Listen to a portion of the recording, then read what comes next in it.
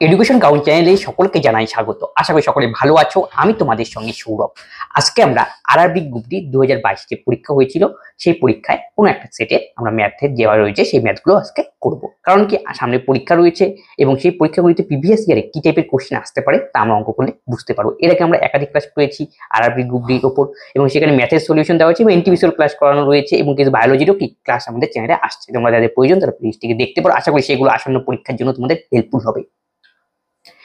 প্রথম কোশ্চেন এখানে বলা হয়েছে একজন সাইক্লিস্ট 25 ঘন্টায় 900 কিলোমিটার দূরত্ব অতিক্রম করে, তবে সাইক্লিস্টের গতিবেগ বের করতে বলছে মিটার পার সেকেন্ডে। তাহলে গতিবেগ স্পিড ইকুয়াল টু আমরা জানি ডিস্টেন্স বাই টাইম।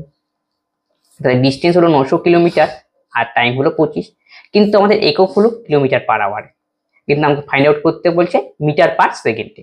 তার জন্য কি কিলোমিটার পার আওয়ার থেকে মিটার পার সেকেন্ড আসলে আমাদের 5/18 দিয়ে গুণ করতে হবে মিটার পার সেকেন্ড। এবার কাটাকাটি করে দাও। 5 রং 90, 50, 25 দোকানে 50, 5 দোকানে 10, 10 metre per second. Option A. পরেরটা একটা দ্বিঘাত সমীকরণ থেকে দিয়েছে, আর যদি alpha comma beta x square plus 5x plus 6 equal to 0 সমীকরণের মূল হয় তাহলে এর মান নির্ণয় করতে বলছে। দ্বিঘাত সমীকরণে বীজ সংখ্যা কতগুলো থাকে? দুটো থাকে। সেই দুটো বীজই এখানে দেওয়া রয়েছে আলফা আর বিটা। তো এই দুটো বীজের যোগফলের ফর্মুলা হলো মাইনাস বি বাই এ। এখন বলতে পারো বি কি? বি মানে এক্স এর সামনে যে সহগটা থাকে সেটা হলো বি।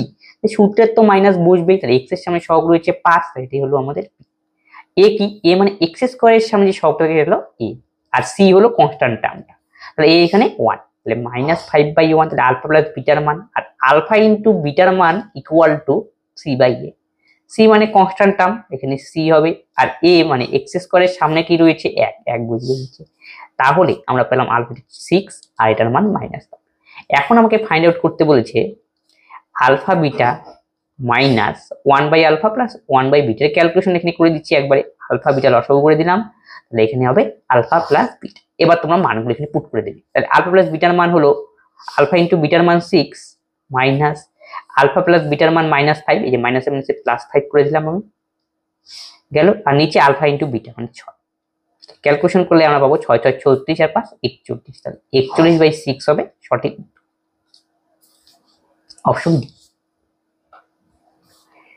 যদি একটি চোঙের ব্যাসার্ধ এবং উচ্চতা যথাক্রমে এত ও এত সেমি হয় তাহলে চোঙের আয়তন কত? চোঙ মানে সিলিন্ডার আকারের ফিগার। চোঙের আয়তন বের করতে বলেছে। চোঙের আয়তন বের করার ফর্মুলা হলো পাই আর স্কয়ার। এখানে পায়ের মান দেওয়া রয়েছে দেখো 22 পয়সা, সেটা 22 পয়সা পুট করে দাও ওখানে 22 পয়সা। আর মানে চোঙের ব্যাসার্ধটা তা দেওয়া রয়েছে 7, তাহলে 7 7 49 হবে, ইন্টু এইচ মানে 15, তাহলে 7 7 49। এবার তোমাকে গুণ করতে হবে। 15 দোকানে 30, হাতে হলো 3, 15 30 আর 3 33, ইন্টু 7, তাহলে 7 0 0, 3 7 21 1, 3 7 21 আর 2 23, তাহলে 2310 সেন্টিমিটার কিউব হবে আমাদের সঠিক উত্তর অপশন সি।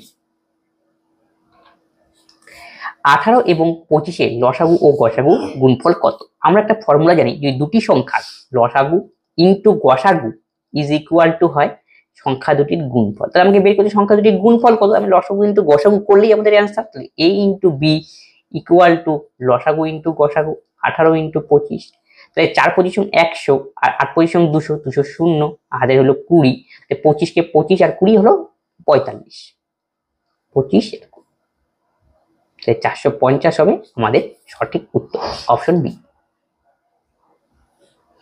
0.27 পি কিউ আকারে প্রকাশ করতে বলছে। 0.27, কিন্তু 7 মাথার মধ্যে রয়েছে পৌনঃপুনিক।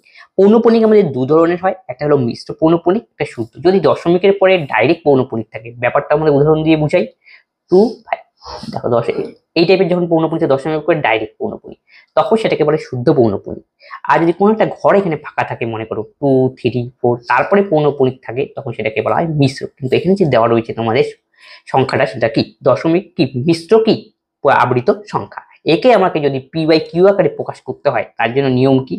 দেখতে হবে কতগুলোর মাথায় পৌনঃপুনিক। 7, একটা সংখ্যার মাথায় পৌনঃপুনিক, তাই একটা 9 বসবে। আর দশমিকের পরে দেখতে হবে কতগুলি দশমিকের পরে একটাই ঘর ফাঁকা রয়েছে এবং কি পৌনঃপুনিকের আগে, তাহলে মানে কি একটা শূন্য। তারপরে কি করতে হবে, মেইন সংখ্যাটা লিখতে হবে 27, তারপরে পৌনপুনিক বাদে যে সংখ্যাটা রয়েছে সেটাকে বিয়োগ করে, এটা 2, তাহলে আমাদের অ্যান্সার দাঁড়াবে 25/90। এবার আমরা কাটাকুটি করব, 5 × 5 = 25, 5 × 8 = 90, তাহলে আমাদের সঠিক উত্তর হবে 5/18, অপশন বি। দুটি সংখ্যার মধ্যে পার্থক্য 4 এবং গুণফল এত, তাদের ঘনকের মধ্যে পরম পার্থক্য কত? তাহলে দুটি সংখ্যার পার্থক্য মানে a - b, দুটি সংখ্যা a b ধরলাম, তাদের পার্থক্য দেওয়া রয়েছে 4 এবং গুণফল দেওয়া রয়েছে 32, তাহলে বলেছে তাদের ঘনকের মধ্যে পার্থক্য কত? ঘনক মানে a কিউব মাইনাস বি কিউবের মান বের করতে। a কিউব মানে b কিউব আমরা ফর্মুলা জানি, সেটা হলো a - b তার whole cube plus 3ab into a - b। a - b এর মান হলো 4, তাহলে 4 এর কিউব হবে 64 প্লাস 3 আর a b এর মান 32 এবং a - b এর মান 4, তাহলে এখানে 64 তো বসবেই, 3 × 4 = 32 কে 4 দিয়ে গুণ করে দাও, 4 × 2 = 8, 3 × 4 = 12, 4 × 2 = 8, 3 × 4 = 12 ইন্টু 3, 64 প্লাস 3 × 8 = 24, 4 3 × 12 = 36, 2 = 38। এবার যোগ করতে হবে, 4 × 4 = 8, 8 গেল, 8 × 6 = 14, 14 × 4 3 × 1 = 4, 448, অপশন জি। পরেরটা একটা সিম্পলিফিকেশনের অঙ্ক, তাহলে দেওয়া রয়েছে x = এত, তবে √x এর মান কত? তাহলে এটাকে আমি একটু সিম্পলিফিকেশন করব। রুটের মান দেওয়া রয়েছে, এটা তো বর্গমূল যাচ্ছে না, দেখো এটাকে আমি তখন কি বুঝতে পারছি না বর্গমূল যাবে কিনা, এই যে যাবেই না, আসলে এটাকে আমি কি স্প্লিট করতে হবে, ভাঙতে হবে, তাই এটাকে আমি এইভাবে লিখলাম 5 ইন্টু 5 × 10, 1 12, 5 × 10, 5 × 5 = 25, তাহলে এইটা ভেঙে দিলাম ক্যালকুলেশনের সুবিধার জন্য। তো 405 কে এরকম করে ভাঙি, 5 × 81 লিখতে পারি, 5 × 5 = 40, 405 মিলে গেল। নিচে রয়েছে 729, 729 আমরা বর্গমূল কিন্তু জানি, 729 বর্গমূল করলে হয় 27, তাই নিচে 27 বসবে। তাহলে 225 এর বর্গমূল করলে 15 হয়, তাহলে পড়ে থাকবে খালি √5 ইন্টু 81 বর্গমূল করলে 9 হয়, পড়ে থাকবে √5। এবার তোমরা কাটাকাটি করো, 3 × 9 = 27, 3 × 5 = 15, তাহলে √5 যদি আমরা গুণ করি তাহলে 5 হবে, তাহলে 5 × 5 = কত? 25। এখন আমাকে বের করতে বলছে x এর মান নয়, কিন্তু √x এর মান। x এর মান আমরা বের করলাম 25, তাহলে √x হবে 5, অপশন সি। পরেরটা ত্রিকোণমিতির অঙ্ক, দেখো কিভাবে এটা করা যায়। দেওয়া রয়েছে 4 - 5 cos² থিটা এবং নিচে দেওয়া রয়েছে sin² থিটা। একে আমাদের একটু সিম্পলিফিকেশন করতে হবে, তাহলেই অঙ্কটা ইজিলি হয়ে যাবে। কিভাবে করব? 4, এটাকে আমি এইভাবে লিখতে পারি, এটাকে বলে বিচ্ছিন্ন সহগ পদ্ধতি, মানে 4/sin² theta minus 5 cos² theta by sin² theta. একবারে তোমরা লিখতে পারো পরীক্ষার সময়, কোনো অসুবিধা নেই, আমি একটু বোঝানোর জন্য করছি। থিটা প্লাস cos² থিটা, তাহলে 1/sin মানে আমরা জানি কোসেক, তাহলে সাইনের জায়গায় লিখতে পারি cosec, √4 cos² theta minus 5 cos/sin মানে আবার cot, তাহলে স্কয়ার রয়েছে তাই cot² theta plus cos² theta. এবার ভালো করে লক্ষ্য করো, 4 cos² থিটা মাইনাস 5টার থেকে একটা cot গেলে 4টা cot থাকবে, তাহলে 4 cot² থিটা। তাহলে এখান থেকে যদি আমরা 4 কমন নিই, তাহলে 4 কমন নিয়ে রুটের পর থেকে যদি 4 বেরিয়ে যায়, তাহলে √4 এর বর্গমূলটা বসবে, তাহলে 2 বসবে, ভেতরে হবে cos² theta minus cot² theta, তার মানে cos² থিটা আবার cot² থিটা মানে হলো 1, তাহলে আলটিমেটলি আমাদের অ্যান্সার হবে 2, অপশন বি। নিচের পরেরটা কি বলেছে, নিচের দেওয়া সমতুল্য ভগ্নাংশ x এবং y এর মান নির্ণয় করতে বলেছে। তাহলে x/9 = 105/63 = 5/y। তাহলে আমি এই দুটো প্রশ্ন আগে নেব, তাহলে এখান থেকে যদি নেই তাহলে আমি লিখতে পারি x/9 = 105/63। আবার আমি এটাও তো লিখতে পারি, সবই তো সমান সমান, লিখতে পারি আবার 105/63 = 5/y। কাটাকাটি করে দাও, 21 7 দিয়ে কাটাকাটি করলে 3 × 7 = 21, 7 × 9 = 63, 3 × 3 = 3, তাহলে y = 3। এবার যদি এটা কাটা করি 7 × 9 = 63, 7 × 15 = 105, তাহলে x এর মান আমরা পেলাম 15 এবং ওয়াই এর মান আমরা পেলাম 3। একই ক্ষমতার 15টি নল ব্যবহার করে একটি জলের ট্যাঙ্ক 9 মিনিটে ভর্তি হবে। এটা ভর্তি হয় এবং ওপরের মতো একই ধারণ ক্ষমতার 20 নল ব্যবহার করলে কত মিনিটে জলের ট্যাঙ্কে ভর্তি হবে, মানে ঐকিক নিয়মের অঙ্ক। তাহলে 15টি নল যখন ব্যবহার করা হয় তখন ট্যাঙ্কটা ভর্তি হতে 9 মিনিট সময় লাগে। তাহলে একটা নল ব্যবহার যদি করা হয়, নিশ্চয়ই তোমরা বলো একটা 15টা নল যখন ব্যবহার করা তখন 9 মিনিট সময় লাগে। 15 নলে যদি মাত্র আমি যদি একটা নল ব্যবহার করি তাহলে সময়টা কি হবে, নিশ্চয়ই বেশি হবে। তার মানে ব্যস্ত সম্পর্কে অনেক গুণ করতে হবে তখন 15 × 9। এখন বলছে 20টি নল ব্যবহার করলে কত সময় লাগবে, এই হলো অঙ্ক। 15 × 9 ডিভাইডেড বাই 20। 3 × 5 = 15, 4 × 5 = 20, তাহলে 3 নং 27, তাকে 4 দিয়ে ভাগ যাবে, তাহলে 6.75। Option B. নিচের কোন সংখ্যাটি 17 দ্বারা বিভাজ্য, তাহলে ভাগ করে দেখতে হবে। 17 কে 17, 1, 18, 17 কে 17, 1 মিলে যাচ্ছে, তার মানে অপশন বি। 9 বছর আগে পি এর বয়স কিউ এর বয়সের দ্বিগুণ, তাদের বর্তমান বয়সের অনুপাত 5:4 হলে তাদের বর্তমান বয়সের যোগফল কত। 9 বছর আগে দুজন ব্যক্তি ছিল, সেটা হলো পি আর কিউ, যাদের এক পি এর বয়স কিউ এর বয়সের দ্বিগুণ, তাহলে পি এর বয়সটা বেশি হবে দ্বিগুণ, আর কিউ এর বয়স 1, অনুপাত হিসেবে লিখে নিলাম। তারপরে প্রেজেন্ট মানে বর্তমানে তাদের বয়সের অনুপাত 5:4। দেখো গ্যাপটা সমান রয়েছে, তাহলে কতটা বৃদ্ধি পেল, 3 ইউনিট। অনুপাত হিসাবে এই 3 ইউনিটের ভ্যালু হলো 9 ইয়ার, তাহলে 1 ইউনিটের ভ্যালু হবে 3 ইয়ার। এখন কন্ডিশনে কি বলছে, তাদের বর্তমান বয়সের যোগফল কত, বর্তমানে দুজনের বয়সকে যোগ করতে হবে, যেহেতু যোগফল নিতে বলছে, আবার বর্তমান বয়স নিতে বলছে। বর্তমান নিচেরটা দুজনের বয়সের যোগফল কত হয়, 5 4 9, তাহলে দুজনের বর্তমান বয়স অনুপাত হিসাবে হলো 9, তাহলে 1 এর ভ্যালু 3 ইয়ার, তাহলে 9 এর ভ্যালু হবে 3 নং 87।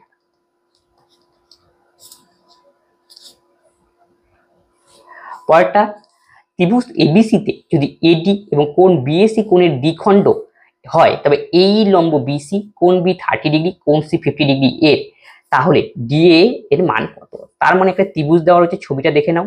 যদি এডি বিএসি এর দ্বিখণ্ড, এই যে এডিটা বিএসি এর দ্বিখণ্ড, মানে কোণ বিএসি কে দুই ভাগে ভাগ করে, তার মানে আমি বলতে পারি এই কোণের মান আর এই কোণটার মান সেম। তাহলে এখানে কোণ আকারে লিখে দেই, সেটা BAD is equal to CAD। আশা করি এতটুকু বোঝা গেল। তারপরে কি বলছে, এই লম্ব বিসি, এই যে এই লম্ব বিসি, লম্ব হলে নিশ্চয়ই 90 ডিগ্রি কোণ উৎপন্ন হবে, তাহলে এই পাশেও 90 ডিগ্রি থাকবে আমাদের, এতটুকু কনফার্ম। তাহলে কোণ বি এর মান 30 ডিগ্রি, তাহলে কোণ বি এর মান 30 ডিগ্রি। কোণ সি এর মান 50 ডিগ্রি, কোণ সি এর মান 50 ডিগ্রি।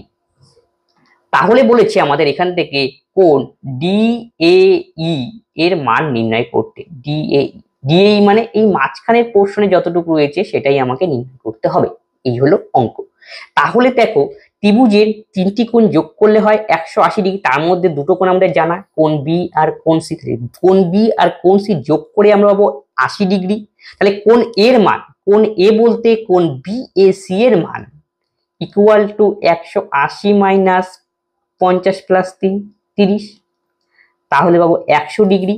তাহলে কোণ বিএসি এর মান তো 100 ডিগ্রি, তাহলে কোণ বিএসি, আবার এখান থেকে আমি বলতে পারি বিএসি আবার কোন দুটো কোণের সমষ্টি নিয়ে তৈরি, বিএডি এবং সিএডি নিয়ে তৈরি হয়। তাহলে বিএডি সিএডি মানে অর্ধেক অর্ধেক করে হবে, তার মানে যেহেতু সমান 50 ডিগ্রি। এতটুকু বোঝা গেল। এবার আমরা কন্ডিশনে আসি। এটা দেখো এখানে 90 ডিগ্রি কোণ সৃষ্টি হয়েছে, আমরা ত্রিভুজ এইসি নিয়ে কাজ করছি, এইসি। তাহলে কোণ সি এর মান 50 ডিগ্রি এবং কোণ ই এর মান ভালো করে লক্ষ্য করবে 90 ডিগ্রি। তাহলে এই বাকি যে কোণটা রয়েছে ত্রিভুজ এইসি এর, এই কোণটার মতো সিএই এর মান হবে 90 আর 50 কত হয় 40, তাহলে 50 ডিগ্রি। দেখো তিনটা মিলে 90 আর 50 কত 140, 40 হবে। 90 আর 50 যোগ করলে 140, আর ত্রিভুজের তিনটা মিলে 180, 90 50 140 থেকে 180 থেকে 140 বিয়োগ করো 40 ডিগ্রি। এই যে দেখো, তাহলে কোণ ত্রিভুজ সিএই এর 3টি কোণ আমরা পেয়ে গেলাম, একটার মান 90 ডিগ্রি, একটার মান 50 ডিগ্রি কোণ সি এর মান, আর কোণ সিএই এর মান হলো 40 ডিগ্রি। এতটুকু কনফার্ম।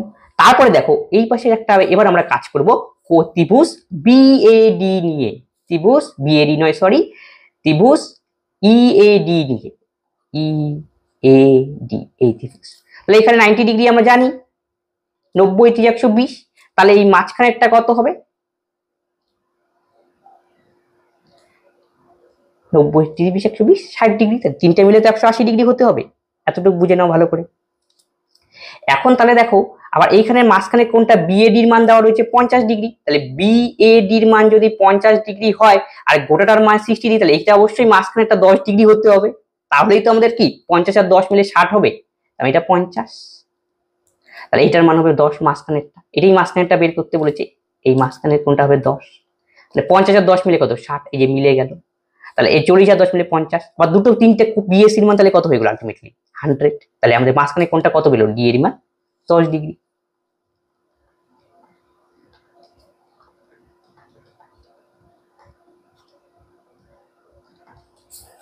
Option A. একজন ব্যক্তি তার বেতনে 30% মুদিখানায় ব্যয় করে এত টাকা অবশিষ্ট থাকে, তার মোট বেতন কত? তাহলে 30% তার মোট বেতন আমি ধরলাম 100 টাকা, তার মধ্যে সে যদি 30 টাকা ব্যয় করলে সেভিং করবে কত, অবশিষ্ট থাকবে কত 70 টাকা, এই 70 এর ভ্যালু 3500, তাহলে একের ভ্যালু আমরা পাবো 50, আমাকে বের করতে চলছে তার মোট বেতন কত, তার মানে 100 মান কত, তাহলে 100 5000, 5000, অপশন সি। এবার এটা দেখো একটি রেখাচিত্র দেওয়া রয়েছে, নিম্নলিখিত প্রশ্নের উত্তর দিতে বলেছে, 4টি পার্ক এবিসি দর্শনার্থীর সংখ্যা চিহ্নিত করেছে, বলছে এ ও সি পার্কে মোট দর্শনার্থীর মধ্যে 50% মহিলা এবং এ এবং সি পার্কে মোট পুরুষ দর্শনার্থীর সংখ্যা কত।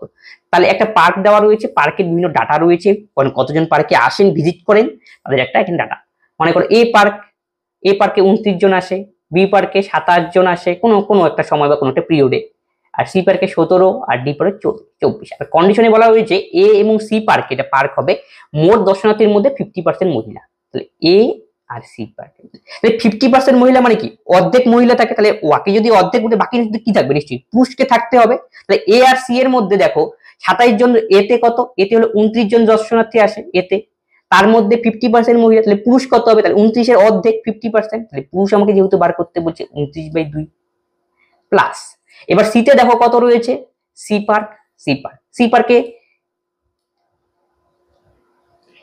পার্কে হলো 17 জন মহিলা, সরি 17 জন মানুষ আসে, তার মধ্যে 50% মহিলা, তাহলে পুরুষ কত, বাকি অর্ধেক হবে, তার মানে কি 17 কে 2 দিয়ে, এই যে পুরুষ হয়ে গেল একবার মিল। এখন বলছে টোটালে কত, তাই তো টোটাল মানে যোগ করে দাও, 9 7 16, 2 1 3 1 4, তাহলে কাটাকাটি করলে আমরা পাবো 23। Option A. একটি শহরের জনসংখ্যা প্রথম বছরে 12%, দ্বিতীয় বছরে 16% বৃদ্ধি পায়, প্রদত্ত 2 বছরের সময়কালের শুরুতে জনসংখ্যার সাপেক্ষে দ্বিতীয় বছর শেষে জনসংখ্যা শতকরা কত বৃদ্ধি পাবে। আমি ধরলাম ইনিশিয়াল প্রথম বছরে জনসংখ্যা ছিল 100 জন, তারপরে কি 12% এবং দ্বিতীয় বছর 16%, তাহলে প্রথম বছর যদি 12% বৃদ্ধি পায় তাহলে জনসংখ্যা হবে এখন 112, 12% বাড়ার জন্য, তারপরে কি বলছে দ্বিতীয় বছরে 16% বাড়ে, এটা ফার্স্ট কেস বৃদ্ধির পর, তার পরের বছর আবার এখান থেকে বাড়বে হলো 16%, তাহলে 16/100, আর বৃদ্ধিটা কত সেটা বের করলাম কিন্তু, তাহলে 16 দোকানে 32, 32 এর 2 হাতে হলো 3, 16 কে 16 আর 3 19, আর 16 কে 16 কে 17, 16 দোকানে 32 এর 2, 16 16 19, 17, নিচে কত 100, তাহলে বাড়লো কত 17.92, এত বৃদ্ধি পেল। এখন কি বলছে দ্বিতীয় বছরের শেষে জনসংখ্যা কত বাড়বে, তাহলে পূর্বে ছিল কত মানে 112, তার থেকে বৃদ্ধি পেলো 117.92, তাহলে বাড়লো কত আলটিমেটলি বেড়ে কত হলো, তাহলে 112 এর সঙ্গে যোগ করতে হবে 0.00, তাহলে 2 2 9 9 7 2 9 1 2 1, তার মানে এখন বর্তমানে বৃদ্ধি পাওয়ার পর জনসংখ্যা হলো এতটুকু বোঝা গেল। এখন বলছে প্রথম বছরের সাপেক্ষে জনসংখ্যা কত, ইনিশিয়াল কত ছিল তার সাপেক্ষে কত, ইনিশিয়াল ছিল 100 ইনিশিয়াল, এখন আলটিমেটলি বাড়ার পর প্রথমবার বাড়লো 12%, আবার বৃদ্ধি পেল, আবার আলটিমেট সর্বশেষ বৃদ্ধির ফলে জনসংখ্যা এখন দাঁড়ালো এত। এখন বলছে কতটা বাড়লো পূর্বের থেকে, সবার প্রথমের থেকে ইনিশিয়াল থেকে, ইনিশিয়াল ছিল 100, এখন হলো 129.9, বাড়লো কত 29.92, এত পার্সেন্ট। এখন কেন বলবে অনেকে বলে ডাইরেক্ট পার্সেন্টেজ হয়ে গেল, দেখো 100 উপরেই তো করতে হতো, 100 উপরে করা 100 কাটাকাটি যাবে, আলটিমেটলি 29.92%। একজন ব্যবসায়ী তার ধার্য মূল্যের উপর 15% ছাড়ের অনুমতি দেয়, উপরোক্ত লেনদেনের মাধ্যমে 19% লাভের জন্য তাকে তার পণ্যের ক্রয় মূল্যের চেয়ে কত বেশি ধার্য করতে হবে। ধার্য মূল্য দেওয়া নেই, আমি ধার্য মূল্য ধরলাম 100।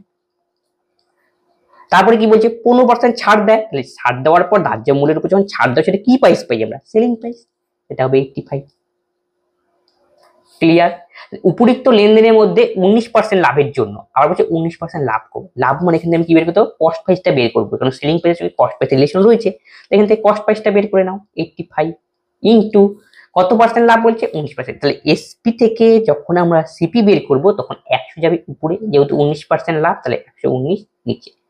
এখন এখান থেকে বের করতে বলছে আমাদের ক্রয় মূল্যের চেয়ে ধার্য মূল্য কত বেশি ধার্য করা হয়েছে পার্সেন্টেজ আকারে। আমাদের রিলেশন তৈরি হবে ধার্য মূল্য আর ক্রয় মূল্যের মধ্যে। তাহলে আমাদের মার্ক প্রাইস দেওয়া ছিল 100, আর আমাদের এখন সিপি হলো 85 ইন্টু 100/119। এটা যদি আমরা কাটাকাটি করে অনুপাত আকারে লিখে, তাহলে 119:85, 17 দিয়ে গুণ করে দাও, 7 17 119, 5 17 85। তাহলে বলছে কত বেশি ধার্য করা হবে, 7 থেকে 5 বিয়োগ করো, তাহলে কত হবে 2। কার থেকে বলেছে, ক্রয় মূল্যের চেয়ে, তাহলে ক্রয় মূল্য আমাদের কত, সিপি, তাহলে ক্রয় মূল্যকে নিচে দেব ইন্টু 100, 5 × 100, তাহলে 40% হবে আমাদের সঠিক উত্তর, অপশন বি। 2 বছরে এত টাকা চক্রবৃদ্ধি সুদ বার্ষিক 7% বৃদ্ধি পায়, তবে কত হবে, চক্রবৃদ্ধি সুদ কত হবে এটা আমাকে বের করতে বলছে। তাহলে দেখো প্রথম বছর, এই যে দ্বিতীয় বছর, আমাদের প্রিন্সিপাল ছিল 30,000 টাকা, এখানে বলছে 7%, 2 বছর 2বার লিখে নিলাম, তাহলে 30,000 7% কত হয়, পিছনে দুটো শূন্য আউট করে দাও, 3 7 21,000। দ্বিতীয় বছরে কি হবে, এই 7% হবে 30,000-এর উপরে, তাহলে 2100 তো হবেই, আবার 2100-এর উপর 7%, তাহলে 7% যদি করি 2100-এর উপরে দুটো শূন্য কাটা পেছন থেকে 7 দিয়ে গুণ করে দিলেই হবে, 7 × 7, 7 দোকানে 14। তাহলে আলটিমেটলি যোগ করে দেখি কত হয়, 2100 যোগ করলে হয় 4200, 2100 তার সঙ্গে 147 যোগ, তাহলে 7 4 3 4, তাহলে 4347 হবে আমাদের টোটাল কম্পাউন্ড ইন্টারেস্ট। এই যে এটাই হলো আমাদের compound interest, option A. 10 semi ব্যাসার্ধ বিশিষ্ট, এটা বিশিষ্ট হবে, একটি কঠিন গোলককে গড়িয়ে সমান ব্যাসার্ধের 8টি গোলাকার কঠিন বল গঠন করা হয়, তাহলে প্রতিটি বলের পৃষ্ঠতলের ক্ষেত্রফল।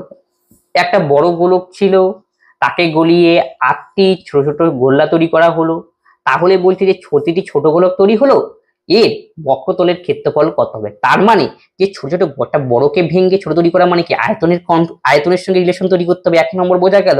আর যে ছোট ছোট গোলকগুলো তৈরি হলো প্রত্যেকটার ক্ষেত্রফল তৈরি করতে হবে। ছোট গোলকের ক্ষেত্রফল বের করতে গেলে আমাদের নিশ্চয়ই দরকার পড়বে কি, ব্যাসার্ধের দরকার পড়বে। মধ্যে কথা ছোট গোলকের এখান থেকে আমাদের ব্যাসার্ধ বের করতে হবে। ব্যাসার্ধ বের করবো কিভাবে, এই যে প্রথম কন্ডিশনের সাহায্য নিয়ে আমরা ব্যাসার্ধ বের করতে পারবো। দেখো তাহলে গোলকের আয়তন, কোনো কিছু গড়ালে পরে তখন আমরা আয়তন নিয়ে কাজ করি, তাহলে 4/3 পাই আর কিউব, এটা গোলকের আয়তনের ফর্মুলা। তাহলে প্রথম গোলক যেটা বড় গোলক তার আয়তন হবে 4/3 পাই আর কিউব, মানে 10-এর কিউব মানে 1000 গেল। একে ভেঙে কতগুলো গোলক তৈরি করা হলো, 8টি ছোট ছোট গোলক, 8 দিলাম, তারপরে 4/3, কিন্তু ছোট গোলকের ব্যাসার্ধ কি আমরা জানি না, তাহলে 4/3 পাই আর কিউব, এই আর এর মানটাই আমাকে বের করতে হবে। তাহলে কি ছোট গোলকগুলোর ব্যাসার্ধ আমরা বের করে দিতে পারবো। তাহলে 4/3 পাই আউট, তাহলে আর এর মান আমরা পাবো 1000/8, তার ঘনমূল করতে হবে, তার ঘনমূল। তাহলে 1000 এর ঘনমূল করলে 10, 8 এর ঘনমূল করলে 2, তাহলে কাটাকাটি করে দাও 5, তাহলে আর এর মান আমরা পেলাম 5। এখন কি বলছে, এর প্রতিটি বলের পৃষ্ঠতলের ক্ষেত্রফল কত, তাহলে প্রতিটি বলের পৃষ্ঠতলের ক্ষেত্রফলের ফর্মুলা 4πr², গোলকের পৃষ্ঠতল ক্ষেত্রফল বের করার ফর্মুলা 4πr², 4 ইন্টু 22/7 ইন্টু 5, তাহলে 4 5 20, 20 দিয়ে যদি গুণ করি 22 থেকে 2 দোকানে 4, 440, নিচে হবে 7। একে যদি ভাঙ্গাই আমরা তাহলে কত পাবো, 3 7 6 7 42, আচ্ছা 4 5 5 20, 20 2 দোকানে 4, 440, 7 6 7 42, একটু লক্ষ্য করা যাক, 4πr²। 4/3 পাই আর কিউব, এখান থেকে আমরা 4 4 কাটলাম, কয়টা গোলক তৈরি করা হয়েছে, 8টি ছোট ছোট গোলক তৈরি করা হচ্ছে, 10, 10 এর কিউব মানে হলো এত, ঠিক আছে। তাহলে এখান থেকে আমরা পেলাম, আচ্ছা এখানে 4πr² আমাকে বের করতে হবে, তাহলে r² দিতে হবে, এই জায়গাটায় গন্ডগোল হয়ে গেছে, এটা হবে তার মানে r²। তাহলে এই ক্যালকুলেশনটা আমরা একটু উপরে করছি, এটা করছি এই জায়গাটায়।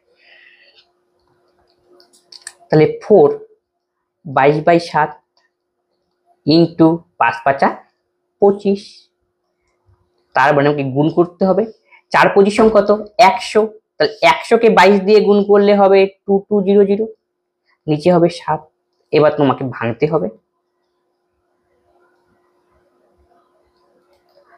তাহলে দেখো 7 দিয়ে ভাঙলে কত, 3 7 21, তাহলে 22 থেকে যদি 21 যায় তাহলে কত হবে 1 10, 7 কে 7, 3 3 30, 4 7 28, 2, তাহলে 314 সমস্ত 2/7, তাহলে অপশন বি হবে সঠিক উত্তর। তাহলে এত কি সেন্টিমিটার স্কয়ার।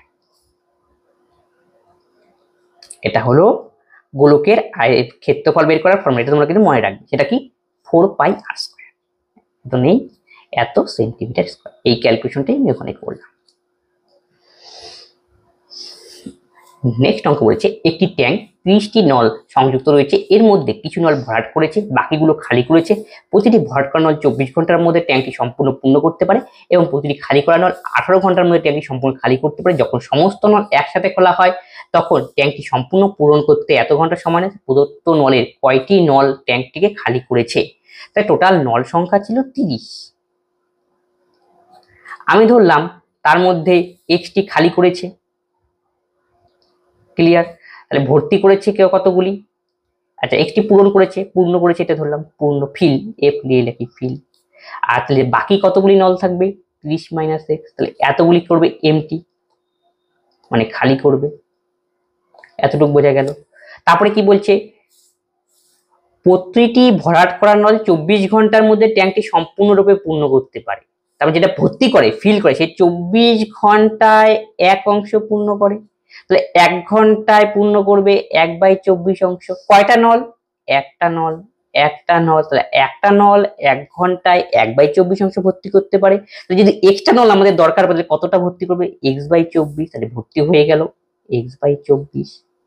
এখন আবার খালি করবে, খালি করবে কতগুলো, তাহলে একই রকম ভাবে এটা কি যেটা খালি করে সেটা কি, প্রতিটি খালি করে 18 ঘন্টায় খালি করে, তাহলে 18 ঘন্টায় খালি করে হলো এমটি করে হলো এক অংশ, 1 ঘন্টায় এমটি করবে 1/18 অংশ, কতগুলি নল এটা কাজ করছে, একটি নল, তাহলে কতগুলো খালি করবে 30 - x নল, 30 - x। আশা করি বোঝা গেল, তার মানে কি খালি করলে বিয়োগ করতে হবে, তাহলে 30 - x/18 ইকুয়াল টু কত টাইম লাগবে বলছে আলটিমেটলি, এক সমস্ত 1/2 ঘন্টা মানে 3/2 ঘন্টা, 3/2 ঘন্টা টাইম লাগবে টোটাল। টোটাল টাইম যদি 3/2 ঘন্টা, কিন্তু অংশ আকারে লিখছি তাকে উল্টে দিতে হবে 2/3, এই হলো অঙ্ক। এখান থেকে একটু আমাদের ছোট করে x এর মান নিয়ে 3 6 18, 3 8 24, এবার এখানে লসাগু করে দাও 24, তাহলে 3 8 24, তাহলে 3x মাইনাস 4 6 24, তাহলে মাইনাস 120 গেল, মাইনাসে মাইনাসে প্লাস 4x ইকুয়াল টু 2।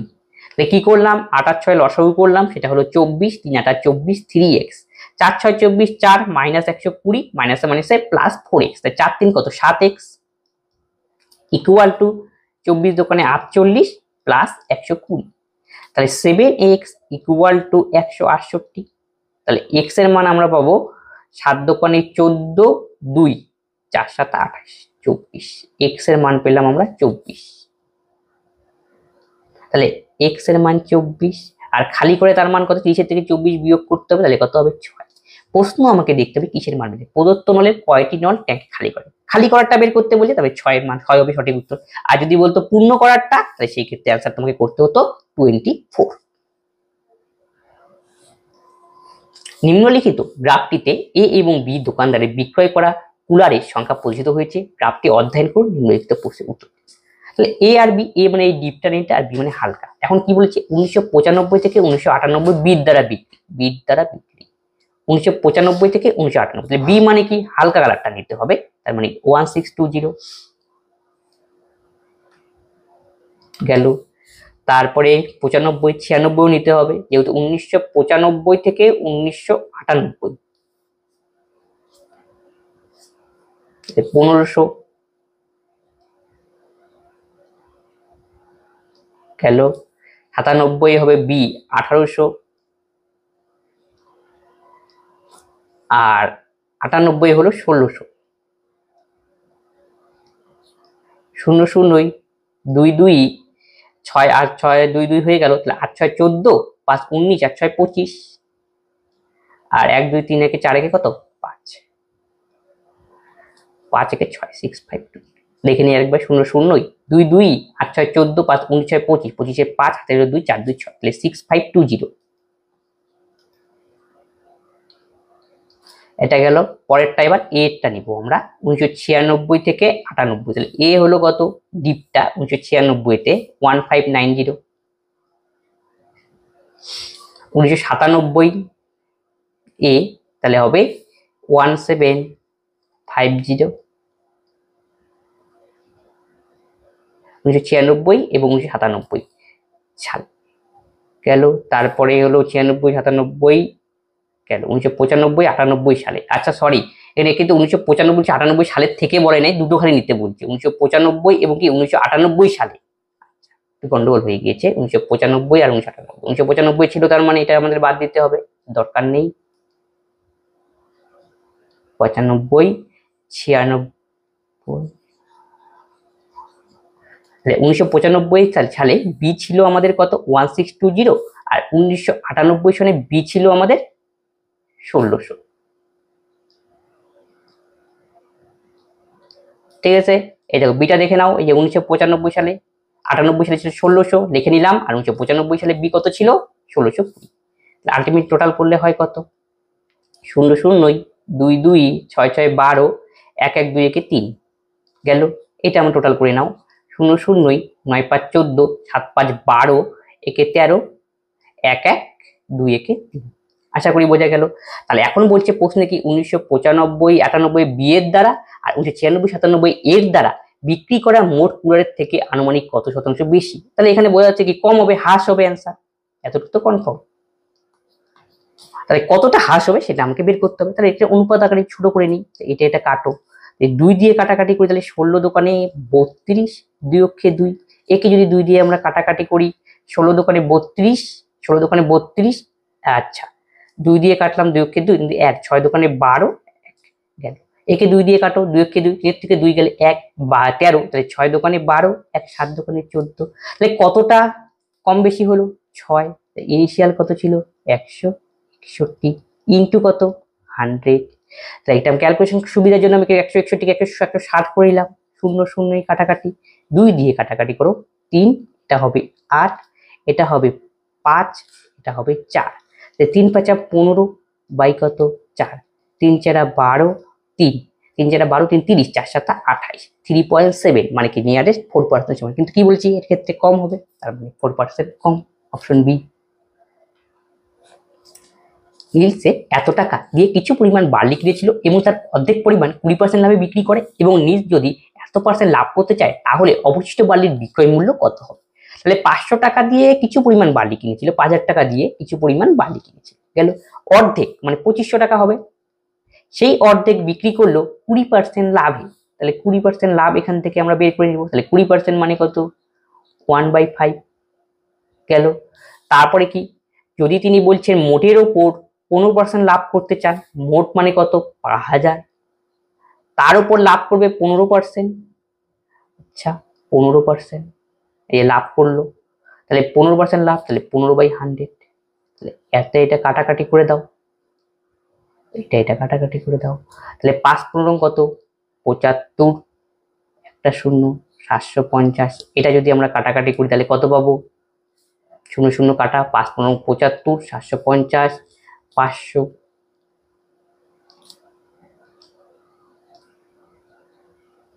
তাহলে এত হলো আমাদের কি লাভ। এখন বলছে অবশিষ্ট মূল্যের বিক্রয় মূল্য কত হবে, তাহলে বিক্রয় মূল্যটা কত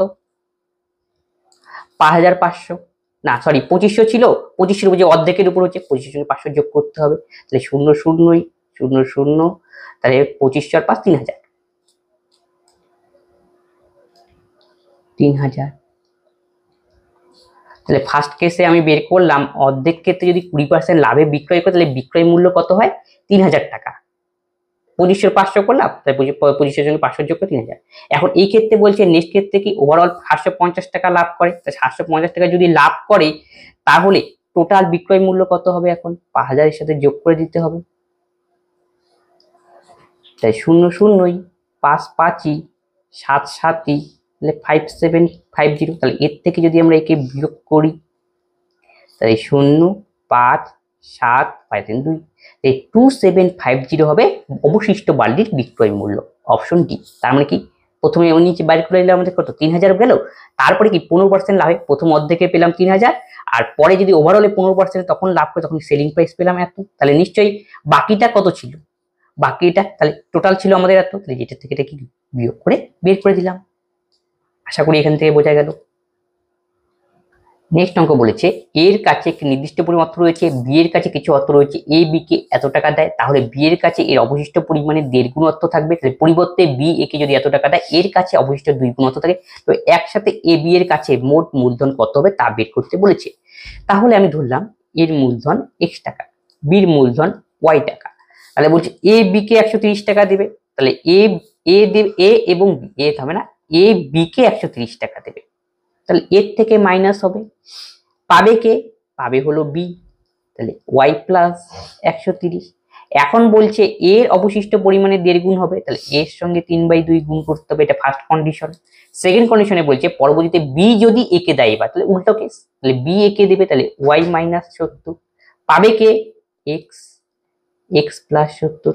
এখন কি বলছে বি যদি এ কে এত টাকা দেয় এর কাছে বি এর অবশিষ্ট পরিমাণের দ্বিগুণ থাকবে, এর কাছে বি এর অবশিষ্ট পরিমাণের, দেখো এর কাছে বি এর অবশিষ্ট পরিমাণ বির সঙ্গে গুণ করতে হবে, এই হলো দ্বিগুণ থাকবে, এই হলো অঙ্ক। এখান থেকে সমাধান করে এক্স আর ওয়াই এর মান বের করতে হবে।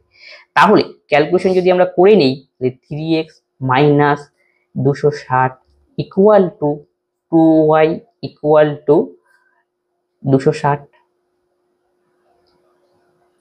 x মাইনাস 130 গেল।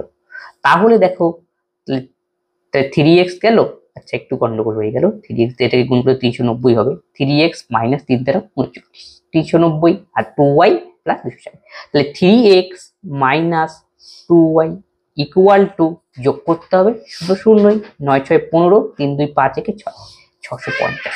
একই রকম ভাবে এটা আমরা করব, তাহলে 2y minus 140 equal to x plus 70, তাহলে 2y minus x equal to 210। এই দুটোকে এখন সমাধান করব আমরা, করে এক্স আর ওয়াই এর মান, তাহলে 1 আর 2 যোগ করে দাও, তাহলে 2y কাটাকাটি যাবে, 3x থেকে x গেলে হবে 2x, তাহলে 0 0 5 1 6, 6 2 8, তাহলে x এর মান আমরা পাবো 430, তাহলে x এর মান যদি 430 হয় যে কোনো একটা মান y এর মান বের করব, তাহলে 2 নং এ বসিয়ে দেই এখানে, এই যে 2 নং, তাহলে 2y ইকুয়াল টু 430 প্লাস এত যোগ করে দাও, 3 1 4, 4 2 6, তাহলে y এর মান তাহলে কত হবে 320। এখন বলছে দুজনের যোগফল কত, এই দুটোর যোগফল কত, তাহলে যোগ করলে আমরা পাবো 0 0 3 2 5 4 3 7, 750, অপশন। এত দ্বিঘাত সমীকরণের মূলগুলি কি, মূল মানে কি x এর মান বের করতে হবে, তাহলে এটাকে ক্যালকুলেশন করে দিলাম, x square plus 20 equal to 9x, তাহলে x square minus 9x plus 20 equal to 0, তাহলে 20 কে ভেঙে আমাকে আনতে হবে 9 যোগ করে, তাহলে 4 5 20, তাহলে 9 এর জায়গায় লিখতে পারি 5 প্লাস 4। এখান থেকে সমাধান করে যদি পাই তাহলে x এর মান বেরোবে প্লাস মাইনাসে -4 সমান সমান গেলে +4, একই রকম প্লাস মাইনাসে -4 সমান সমান হয়ে গেলে +4, তাহলে দুটো মান পেলাম 5 আর 4, অপশন বি।